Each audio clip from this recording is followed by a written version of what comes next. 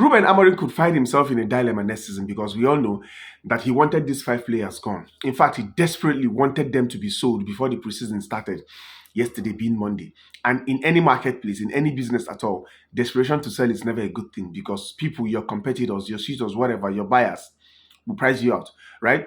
These 5 players, Anthony, Malacia, Rashford, Jadon Sancho, and Garnacho, 4 of them could easily, in their best days in Manchester United, they could have easily commanded 300 to 350 million pounds. Right? But right now, due to lack of consistency and deep in form and every other issues arising, 5 of them put together would hardly command 120 million. Manchester United will be lucky to get 120 million for 5 of these players, right? Rashford, who showed flashes of form in Aston Villa, but they would rather get other players. In fact, they can't keep him. They can't pay the 40 million price tag on Rashford because of his wage bill. Someone like Anthony, who was very, very well, performed very well for Betis last season, was instrumental to a lot of success they achieved last season. But Betis, due to some financial issues they have, they would rather take him on a season-long loan again instead of keeping him on a permanent deal. Someone like Jadon Sancho, Chelsea would rather pay a 5 million fine to return him back to sender than pay a 25 million price tag and keep him permanently.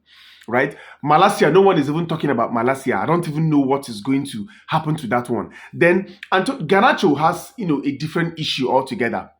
He is youngest in all these 5 players, and he still has about 3 years contract. He and Rashford, they have about 3 years contract, right? He wasn't injured, he didn't go on loan, but I don't know. In January, Napoli offered 40 million for him that Manchester United turned down, right? And as it stands now, nobody is coming.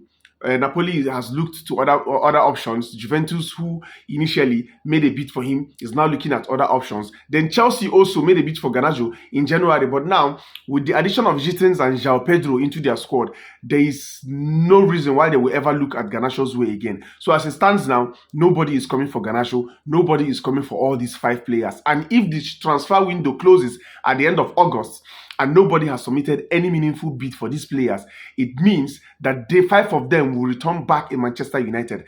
And you know what they say about keeping players who are unhappy? That's why I said that Ruben Amorim could find himself in a dilemma next season. But let's watch and see how it goes.